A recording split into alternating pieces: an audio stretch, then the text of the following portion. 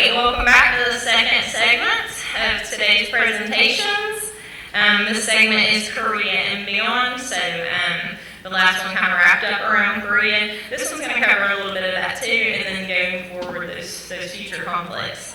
Up first, after lunch, is Kyle Warmack. He works on many projects for the Humanities Council, including the West Virginia National Cemeteries Project. His presentation is titled No End to Struggle, West Virginia National Cemeteries Project Veterans from Korea to Present.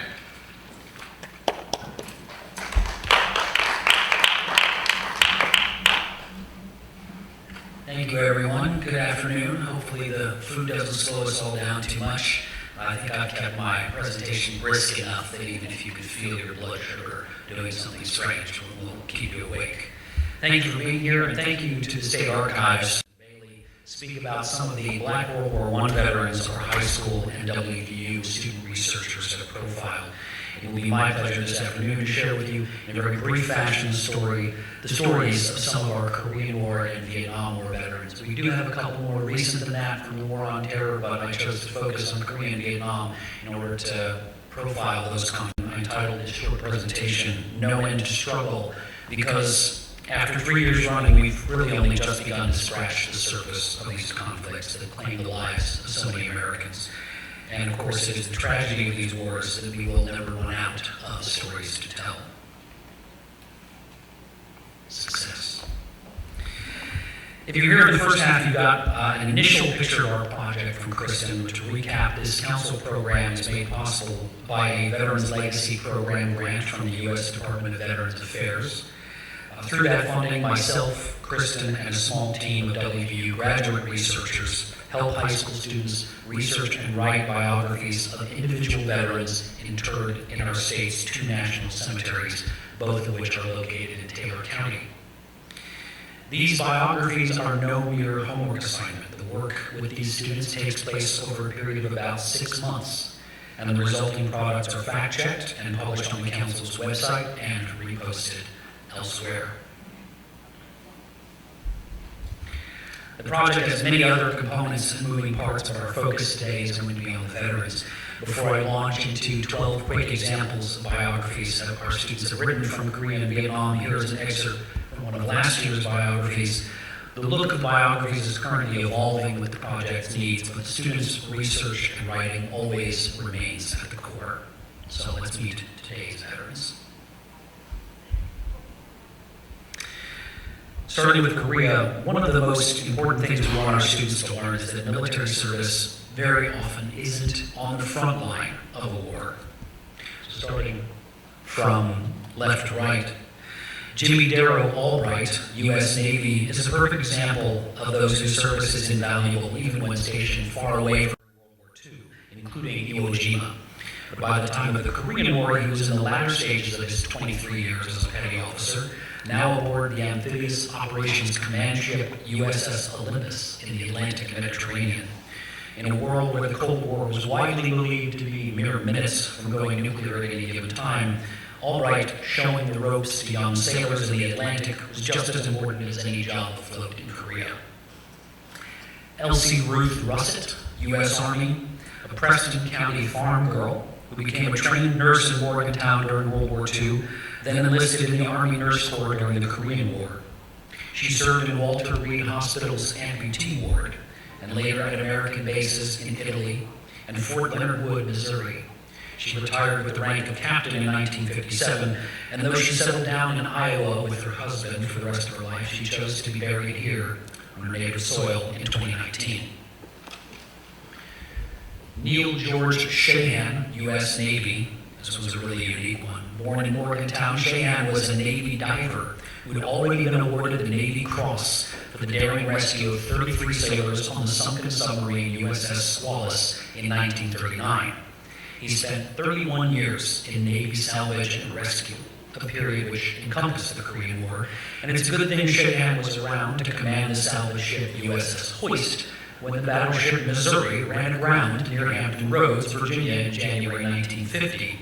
Because only a few months after Shahan helped free the Mighty Mo, she was the only U.S. battleship to serve actively during the Korean War. He retired in 1959. Stella Evangeline Ware, U.S. Army. She was the daughter of Polish immigrants to Marion County, the Piotrowskis, and Stella was the youngest of 5 daughters. Her father died when she was 6, and her mother spoke no English, so the Piotrowski girls had to work hard. And work hard she did. She went to WVU, the University of Wisconsin, and became a physical education teacher at East Fairmont High, which that photograph of hers is from the East Fairmont High yearbook, until she enlisted in the Women's Army Corps as a cadet in 1942.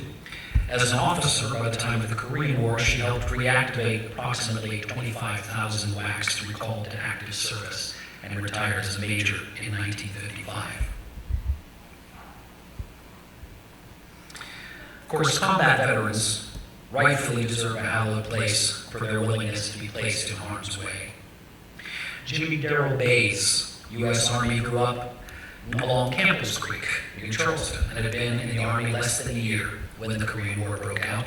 His Company H of the 9th Infantry Regiment, and I want you to pay attention to that unit, was surrounded during the battle for the Pusan perimeter. He suffered 50% casualties. Jimmy Bays, 18 years old, did not make it out, and there is a bridge named after him up Campbell's Creek. Frank Collins, U.S. Army, volunteered at 17 years old when the war broke out, had to obtain permission from his parents because of his age. He arrived in Korea as a replacement in Company K of the 9th Infantry Regiment.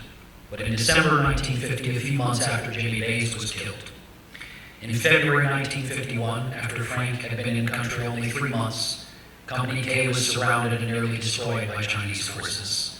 Frank was killed a month before his 18th birthday. His remains were returned to West Virginia in 1952. I do wish to note that we don't have an image of Frank Collins. It's a very similar issue to what Kristen mentioned earlier, in that black veterans, as part of this project, historically it's just harder to find images of them. This is a photo of a fellow African-American veteran of the 9th Regiment, Corporal John Goodman, who was wounded around the same time as Frank, but left behind by the Chinese when they discovered he could no longer walk. This photograph was taken by Australian forces when they rescued him. Arnold Carlos Galloway, U.S. Army, served briefly during World War II and re-enlisted as a medic for Korea.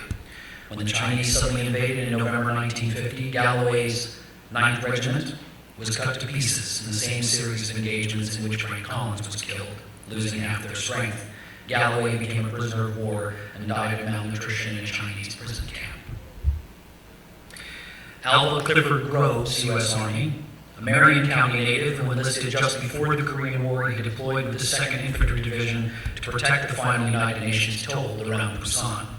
His 38th Infantry Regiment was also surrounded and almost destroyed by Chinese forces in November 1950, and Groves was captured by Galloway. He died of tuberculosis in a POW camp 6 months later. In 2014, his remains were at last brought home. Now, all of these examples I've given today are Army veterans, all of them killed in action or dead within a few months of joining the conflict. We do have incredible biographies of veterans, combat veterans from other branches, including at least 2 Marines who fought at Chosin Reservoir, one of whom gained the Silver Star. I selected these 4 men, 3 of whom served in the same regiment, and all of them from the same division, to illustrate the overlap that we see more and more the longer we do this project. These veterans were not selected as during those different years for this overlap. This crossover in their stories emerged as we dug into the details of their service. Because we encounter these common threads, later students benefit from resources that we've already gathered and the experience that our team has assisting with certain topics. So our ability to tell each veteran's story improves with each passing year. Vietnam veterans pose a greater challenge for our project because household data from the 1960 and 1970 U.S. censuses are not yet publicly available. So at present we have fewer biographies from the Vietnam era, but we're proud of the work that has been done so far and look forward to doing more. Horacio Aceves, U.S. Army, born in El Paso, Texas. He grew up in a suburb of Los Angeles before enlisting in 1968, served in the famous 7th Cavalry Regiment, and fought in constant small actions around LZ Jamie northwest of Saigon. After Vietnam, he spent 4 years field testing experimental equipment with the Special Army Reserve Unit, and he moved with his family to Granville, Mon County, in the 1990s. Janet Sue Ward, U.S. Navy, grew up in a house on the edge of Grafton High School campus, which was brand new when she was growing up there, and followed 2 of her older sisters into the nursing profession. She joined the Navy Nurse Corps just as President Kennedy was increasing the U.S. military's involvement in Vietnam. She was stationed in Guam in 1965. The first year American casualties in Vietnam topped 1,000. While she certainly treated wounded men in Guam, we're still working to confirm whether she may have served among a few dozen Navy nurses aboard the hospital ships USS Sanctuary and USS Repose, which were stationed permanently off the coast of Vietnam during the conflict, before her honorable discharge in 1968. She retired as a lieutenant and eventually came back to work in the Grafton City Hospital. Robert Anthony Tony Washington, U.S. Army. And we would know a lot less about Tony Washington if it weren't for another better-known resident of Piedmont, Mineral County. Washington was born the same year and in the same small black community as famed historian Henry Louis Gates Jr. Gates and Washington shared many of the same landmarks and social experiences. They were in Cub Scouts and Little League together, so Gates' seminal 1995 memoir, Colored People, was an important text for this biography. While Gates went to Potomac State after high school and eventually Harvard, Tony followed his father's military footsteps to Vietnam. His dad was finishing up 2 decades of service with the Air Force, and Tony went through Tigerland at Fort Polk, Louisiana, and joined the 1st Cavalry. Stationed in South Vietnam, in one 5-month period, Tony's brigade conducted 638 search and destroy missions, 42 road clearing operations, and 24 ambushes. Tony was wounded in one of these, seriously enough to be honorably discharged. He returned to Piedmont, where he and his father became founding members of the local VFW post. The 2 men died the same year in 2020. And finally, John William Wilt, U.S. Marine Corps. Born in Grafton, raised in Preston County, probably inspired by his father's World War II service, Wilt joined the Marines right out of high school. His unit was sent directly into the dangerous area around Da Nang, Vietnam in 1965. He and several other soldiers were ambushed while cleaning their weapons in early 1966, and Wilt was killed at 19 years of age.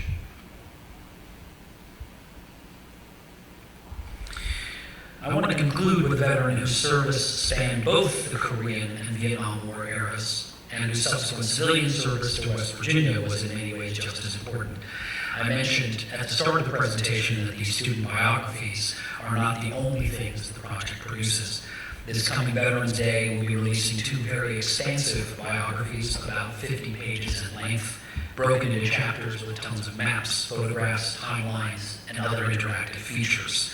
One of them is Navy pharmacist Clifford Condon, who was a POW in the Philippines. The American Defenders of Bataan Corridor Museum that you heard from this morning was instrumental in the research on that biography. Just shows the many ways in which all of our institutions are related to each other and help each other. Certainly the State Archives is an enormous resource for us at every stage of this project. The other of these 2 is Nelson Rufus Bickley Jr. Nelson is actually interred in Spring Hill Cemetery in Huntington, not one of the national cemeteries, but he nevertheless proved very important to this project. Because as part of last year's in-class work with the students, we sought to model for them how they should be conducting and organizing their research.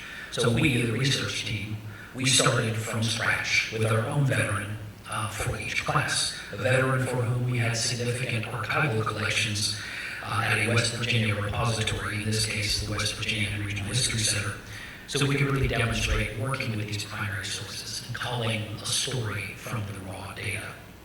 So one of these 2 proved to be Nelson Bickley, husband of legendary West Virginia historian, educator, and activist Ancella Bickley. And I won't be able to go into many details here, happy to answer things in the Q&A, but Nelson's life took us down so many roads of military and West Virginia history. As the great-nephew of famed black historian Carter G. Woodson, Nelson was raised by Woodson's sister in Huntington. He would eventually graduate from West Virginia State and is enshrined in their ROTC Hall of Fame. And his final assignment before retirement, 2 decades later, was teaching ROTC cadets at WVU. He and Ancella later returned to the state as administrators and teachers. The couple were institutions unto themselves here in the Valley. And our recent work on Bickley's interactive exhibit is a window into more things to come for the West Virginia National Cemeteries Project.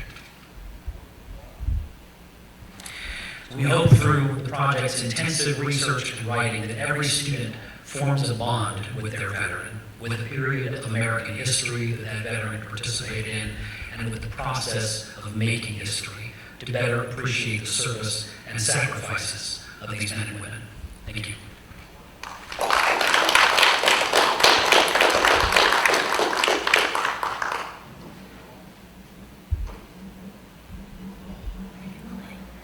Thank you, Kyle. Thanks for sharing these stories. And more importantly, getting the stories to the kids. They are the future. They'll be the ones to tell them.